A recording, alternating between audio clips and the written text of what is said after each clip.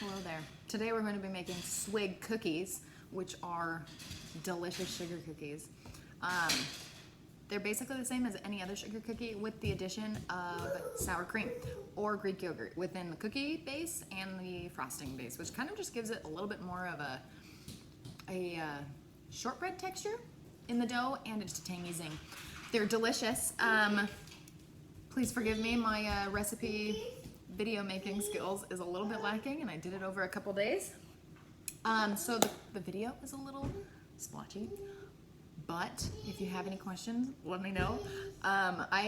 This is my own personal recipe, but I adapted it from the recipes found on A Bountiful Kitchen blog, Vintage Revivals, and Mel's Kitchen Cafe. So if you don't like my recipe, there's a whole bunch of other ones. If you just research Swig Cookies, there's a whole bunch of other ones you can try out. But let's get into it. Okay, you're gonna add all your fats together, and then you're gonna mix it all. And because it's lots of different fats, they're not gonna wanna mix together, but just keep mixing it. It'll take about 2 minutes for it to get fully incorporated. Then you're gonna add your sugar, which is 1 1/4 cups, and your powdered sugar. You can definitely use just normal sugar if you don't have any powdered sugar, but the powdered sugar gives it a little cornstarch and thickens up the batter just the tiniest bit. If you're using a hand mixer, make sure you stir it around a little bit before the powdered sugar goes all over the place.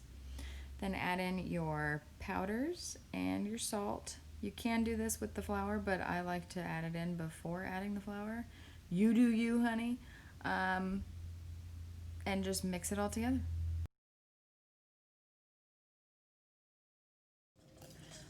Now we're gonna add 5 cups of flour. You're not gonna wanna pack it. You want it to be light and fluffy in there.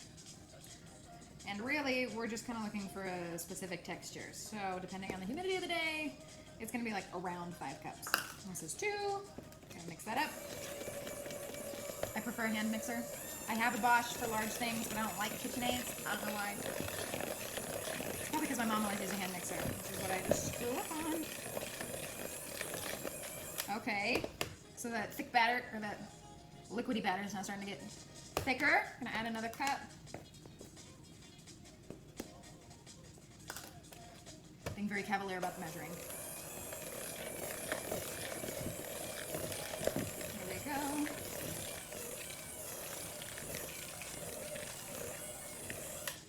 Okay, it's thicker, but it's still pretty wet. It doesn't stick to my fingers, but that's because it has a lot of fat in it. But it's still pretty wet and mushy. It's probably gonna need exactly 5 cups. 1. And because I'm doing it this way, it helps with the hand mixer because I can kind of stop and go as I go along. But if you are using a Bosch and you're just putting it all in, try to do 4 cups of flour and see how it's going, and then add the last cup based on the texture. It's getting pretty thick. Yeah, wow. Okay, that's looking good. As you can see, it's starting to get some nice squish to it. I'm gonna do, you can see it can like get into a nice ball and squish as well. It needs just a little bit more flour. I thought it would be 5 cups, but I'm guessing it's gonna be more like 4 1/2. Okay, and in my mixer, it's getting pretty squished together, but in my bowl, you can see that it's starting to get like streusely. That is when you know you have enough flour. When the flour almost makes it kind of like not combined together, but like pull apart in little pieces. That's when you know you did. All right, this next part is rolling the balls. I do not have a cookie scoop. If you have one, you probably want to use a little bit of a bigger one. This recipe makes about 30 cookies. And what you're looking for is like a golf ball size. And really doesn't matter as long as they're all uniform size on the tray, and then you kind of just watch them if they're larger or smaller based on the time. So before we can start to roll our cookies, we want to pour some sugar into a shallow bowl. And you also want a flat bottom cup. So I'm going to take my golf ball size here, and I'm going to roll the entire thing in sugar. This helps it so that the cup doesn't stick to it when we squish it down, And the sugar kind of caramelizes in the oven, and it gives it like a really yummy caramelized sugar taste. I don't know. Okay, let's get this in the view. And you're gonna take your cup, and you're just gonna squish it down until it's about 1/4 of an inch thick. And you know you're about done when it leaves a cup imprint in the middle and your edge starts to crack. That is kind of like the signature look of a Swig cookie, I guess. And it's not gonna expand much from this size in the oven. So you can, I usually do, well, these are bigger than normal. I'll probably do 6 on this tray. So I'll just do 1 more. And really I'm just doing it by feel. And it does not have to be a perfect circle. You're gonna roll it in the sugar. Nice and good. And pop it down. This is a great spot for like a kid to help you. If you explain it first, you don't want kids like squishing it all the way down, because then you won't have a cookie, you'll have like a weird cookie donut. And then you're just gonna pop those in the oven for about 10 minutes at 350. Got my tray of 6 cookies right here. They all have a little bit of a lip and that nice crackling on the edges. And really you're gonna put them in the oven. Your oven might be faster or slower, hotter or colder than mine. But you're gonna look for browning at the very bottom edge. You're not gonna see browning up top, and if you do, you've cooked them too long. But around 10 minutes, start looking, and it's gonna start getting brown just at this very bottom edge where it hits the pan. That's when you know it's done. Cookies are out of the oven. You should be able to see that when you take them out, you should have like just the slightest brown edge on the cookie. And you can tell it browns on the bottom before it browns on the edges. So most of these were cooked around like 14 minutes in my oven. This part of the video is called Megan Messed Up the Audio. So we're gonna make our normal frosting just with a stick of butter, and then we're gonna add in 2 tablespoons of sour cream or Greek yogurt, whichever one you have. And you're gonna mix that up. It helps if your butter is pretty soft for this, not melted, but definitely not hard. You want it to be a nice frosting consistency just by itself. And then you're gonna add in 1/2 of your powdered sugar. I did 2 cups right here. And if anyone has suggestions on how to better measure powdered sugar without getting it all over the counter, that would be much appreciated. After you mix that up, you're gonna wanna throw some vanilla in, and the recipe calls for about a teaspoon of vanilla, and you want to add it halfway through because sometimes vanilla is the only liquid you need in the recipe. I ended up adding a tablespoon of milk to this frosting as well because it was a little too thick. I don't have that on video because this whole frosting section just got totally messed up, but you just want it to be whatever kind of frosting consistency you like best.